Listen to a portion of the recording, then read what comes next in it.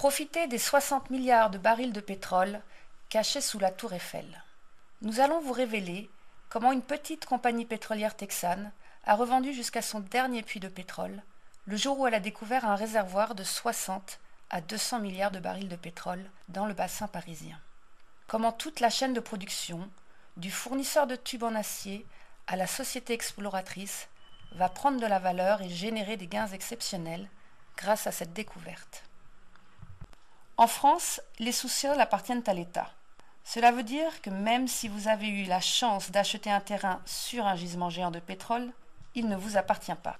Pour les experts indépendants, les réserves pourraient se chiffrer à plus de 60 milliards de barils.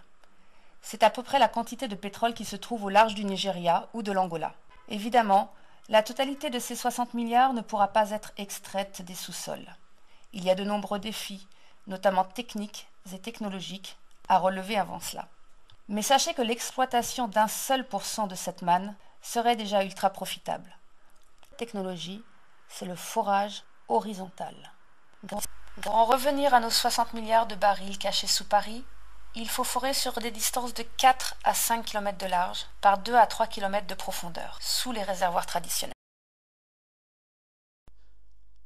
Regardons comment la fracturation hydraulique permet d'extraire ce pétrole au niveau de la roche-mère. Un forage vertical est d'abord effectué avec un trépan qui est lubrifié et refroidi par des boues à base de bentonite.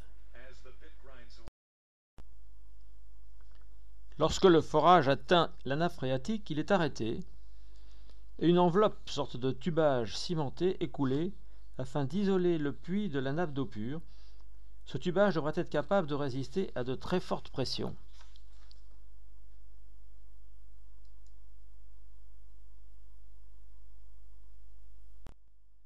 Il y a là un risque de fuite et de contamination très sérieuse de la nappe phréatique.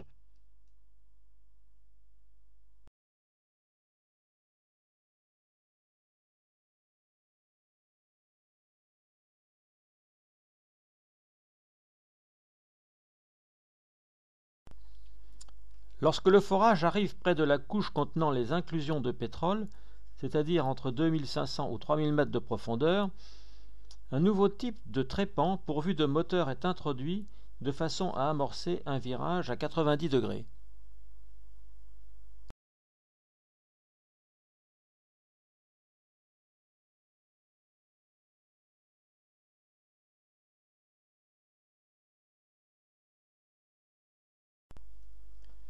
Le forage se poursuit alors horizontalement sur plusieurs kilomètres.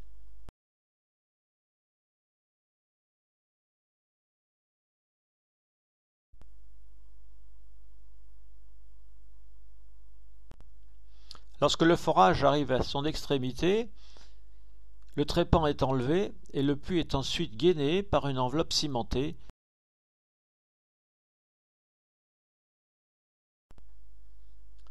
À ce stade, le forage proprement dit est terminé. Le derrick est enlevé et une tête de puits spéciale est placée. L'opération de fracturation hydraulique pourra alors commencer.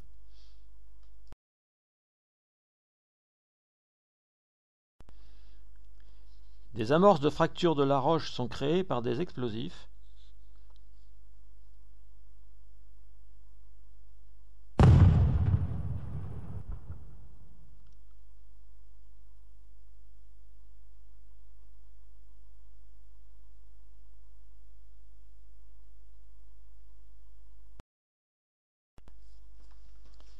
Puis d'énormes quantités d'eau acheminées par camion-citerne, environ 15 000 m3, additionnées de centaines de tonnes de produits chimiques, dont certains sont toxiques et cancérigènes, sont introduits sur très haute pression, de l'ordre de 600 bars, pour fissurer la roche.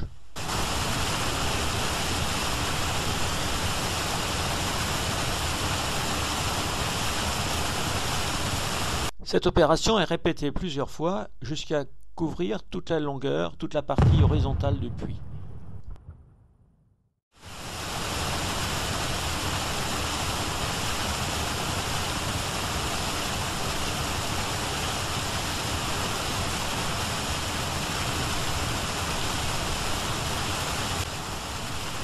Ce qui reste du fluide de fracturation est alors pompé en surface et devra être traité dans des conditions satisfaisantes.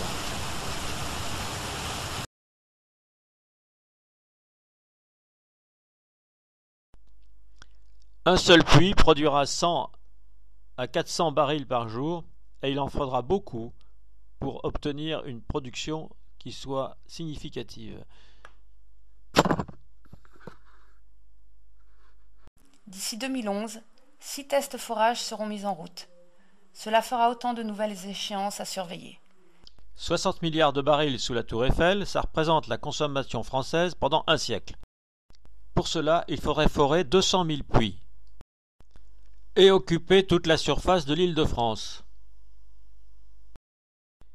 Et pour produire seulement 5% de notre consommation de pétrole, il faudrait forer 500 puits par fracturation hydraulique. Aujourd'hui, elle dispose de l'autorisation gouvernementale pour explorer plus de 400 000 hectares.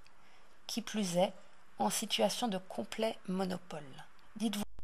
Sur cette carte de la Seine-et-Marne, les zones en bleu représentent les permis accordés en 2009 dans la plus grande obscurité. Ces photos aériennes du Dakota du Nord montrent la densité des forages, où la distance entre les puits n'est que de quelques centaines de mètres. La consommation d'eau est considérable, car pour une seule opération de fracturation, il faut l'équivalent de 6 ou 7 piscines olympiques. Et si l'on produisait par fracturation hydraulique l'équivalent de 5% de la consommation française de pétrole, il faudrait prélever dans les nappes près de 7 millions de mètres cubes d'eau par an. Et ceci alors que la Seine-et-Marne est en situation de crise, puisque le niveau des nappes est inférieur à la normale depuis plusieurs années déjà. Par ailleurs, les risques de pollution des nappes phréatiques est très important, car l'on injecte sous très haute pression 600 bars, 15 000 m3 d'un mélange d'eau, de sable et de produits chimiques, parmi lesquels on trouve du benzène, des formaldéhydes, du naphthalène, des l'éthylbenzène, du toluène, des acrylamines, tous produits cancérigènes et toxiques. Et pour une seule fracturation, cela représente 150 tonnes, et pour 500 puits, ça représenterait 75 000 tonnes injectées sous les nappes. On voit sur ce diagramme les voies possibles par lesquelles les contaminants pourraient atteindre la nappe, soit au niveau du forage vertical si les tubages ne sont pas étanches, soit par des failles par lesquelles les produits pourraient migrer lentement en plusieurs années jusque vers la nappe.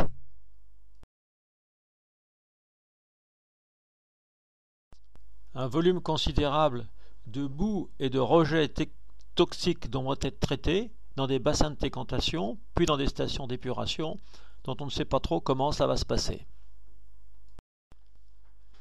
Une noria de camions faisant des rotations 24 heures sur 24 et 7 jours sur 7 pour emmener l'eau, emmener les boues à traiter, emmener le pétrole, provoqueront beaucoup de désordre. L'argent est le nerf de la guerre, le pétrole est son sang.